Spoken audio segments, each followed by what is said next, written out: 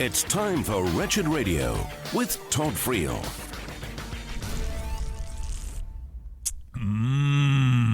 Delicious.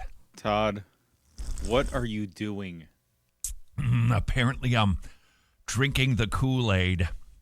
This is Wretched Radio. Don't know if you heard or saw a little segment we did here on Wretched Radio about Ellen DeGeneres. That's right.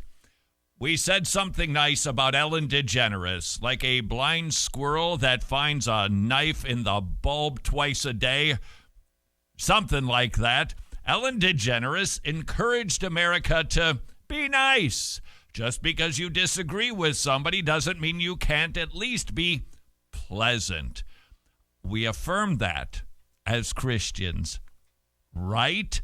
Does that mean, however, we affirm Ellen DeGeneres? And the answer is wrong. No, it doesn't mean that at all. And yet, based on the responses that we received, the emails that I received, suggest the very opposite, that if you even dare to say something, anything positive about somebody with whom you disagree philosophically, well, then you've simply drunk the Kool-Aid, and you have affirmed their stance on every single issue, and you too now are a bad guy. Christian, that ought not to be the way that it is for us. We should not be known as the people who are snarky and mean to everyone just because we disagree, that we can't be pleasant or gasp, even say that person said something right. That does not mean we are selling the farm or ceding the argument. If I were in the debate with Bill Nye, and he said something like, you know, scientists are very smart, could I say, you're right, Bill, scientists are very smart? Is that acceptable?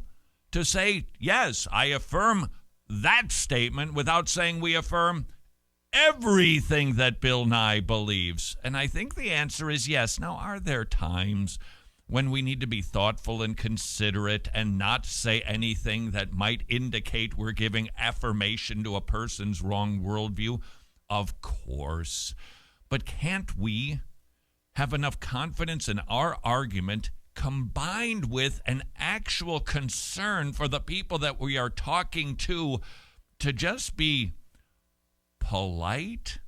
Some of the emails that I received said that I had drunk the Kool-Aid. I'm becoming liberal because I said that Ellen DeGeneres said something right. And I even said she's a nice person. And she is a nice person. I'm not besties with Ellen, but I've spent some time with her. I've worked with her a number of times. She is nice. My recollection is she's not the type of person who walks around just gunning at people. Hey, look at that silly woman's purse. Hey, look at that doofus's haircut. She's not like that at all. She's just very polite, very pleasant, very nice, very winsome. Does that mean I agree with her progressive views? She's nice. Does that mean that I've drunk the progressive Kool-Aid? No. This morning was watching a video. I don't know what it's called, but you can find it out there on the YouTube machine. And it was very cleverly done. The idea was to do debates amongst people that have varying views on issues.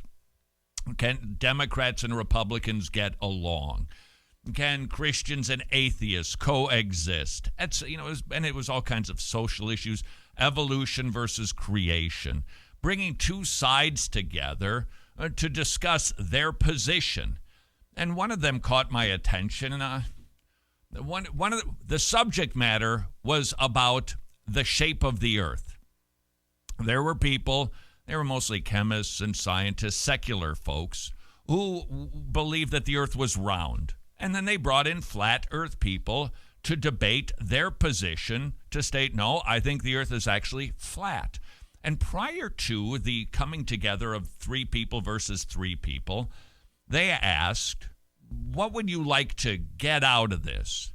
And the round earth secularists, the scientists with all kinds of degrees, said, well, I'd like to see if I can learn something, and if necessary, I'll reconsider my position. And then they asked the flat earth person who professed to be a Christian, what do you hope to get out of this? The answer was, I want to rip them to shreds. Now, of course you want to win an argument, but I would ask you, which one of those responses would you find actually more attractive? Does that mean that the fellow who's the round earther is giving up his position because he just says, I'm willing to learn something? No, it doesn't. And which attitude comes across as strident? The very thing that Paul warns Timothy, this is not the way we should be. We shouldn't be strident people. That doesn't mean we can't ever bang our fist. It doesn't mean that we can't ever proclaim the truth fiercely, defend essential doctrines to the mattresses. But we're supposed to be loving even as we do it. That is how Jesus responded to people. Truth in love. Truth in love. Justin Peters rightly says, if you can't do both, don't do either. Some people said Ellen DeGeneres was actually lying. She's a complete phony. Okay, well, I don't know. I don't follow her around. I don't even follow her. She just appears in my feed or a video here or there on occasion. And what is she being a phony? Some people sent me an email and they said, well, see, Ellen is just lying because she said that she had a nice time with George W. Bush, but he's a rhino. He's kind of a liberal Republican anyway, and he maybe even supports the gay agenda. So it was really birds of a feather. It wasn't that hard for her to be nice to him. Oh, okay. That wasn't the perception progressives had. Nevertheless, some people said, but she won't have Donald Trump on her show. Is that the same thing as not being nice? I mean, she gets to choose who she has on her program and who she doesn't. And if she chooses to not use her platform to forward somebody else's agenda, I don't think that's being mean. And that's being able to state, I think, the very point that she and I am trying to make. You can disagree with somebody and still be polite. You can be nice to somebody who's on the other side of the political aisle without doing something to forward their agenda. The two things don't contradict one another. Question, if you feel that way, do you share Ellen DeGeneres videos when she's talking about her propaganda and her completely wrong worldview? I suspect not. Does that mean you're being mean to her? No, it just means that you don't want to forward her agenda. That's all. Besides that, talking about Ellen really wasn't the point. The question really was intended to be, how do we do when we talk to one another? Let's forget talking to the pagans, talking to the liberals, talking to the progressives. Just set that aside for a moment. How do we talk to one another?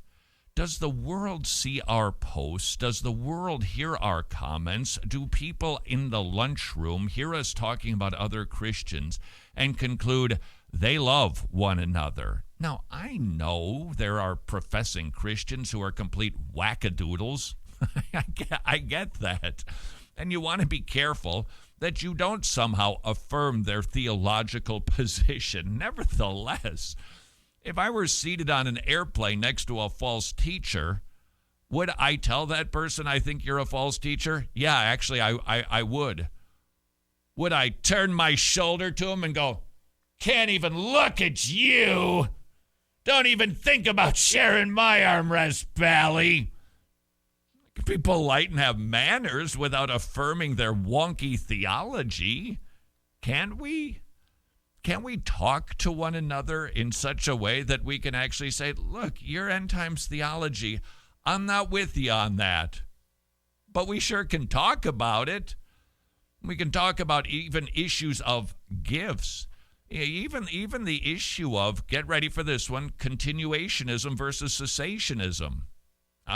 I'm a full-blown cessationist. You might not be. I hope you won't be mean to me if we ever meet face-to-face. I hope I won't be mean to you. How do we talk to one another? Now, somebody's anti-Trinitarian. It's an essential issue. Would I make it perfectly crystal clear you are outside of orthodoxy? You are in the rank of heretic? You are hellbound? I hope that I would do that, but even when it's done, I have got to accomplish what Jesus was able to accomplish every single time. Even if you don't feel it coming off of the pages of the Bible, there's no question about it. Even when he was chiding his enemies, which he did fiercely, they never called him a hater. He was able to speak truth in love, and that is the goal. That is the bar, and we don't need to take that message from Ellen DeGeneres because that's exactly what our Savior commands us to do, and that is to love our enemies, pagans or even theological enemies. This is Wretched Radio. Would you please like, subscribe, or share this video so other people can enjoy this professional Christian content?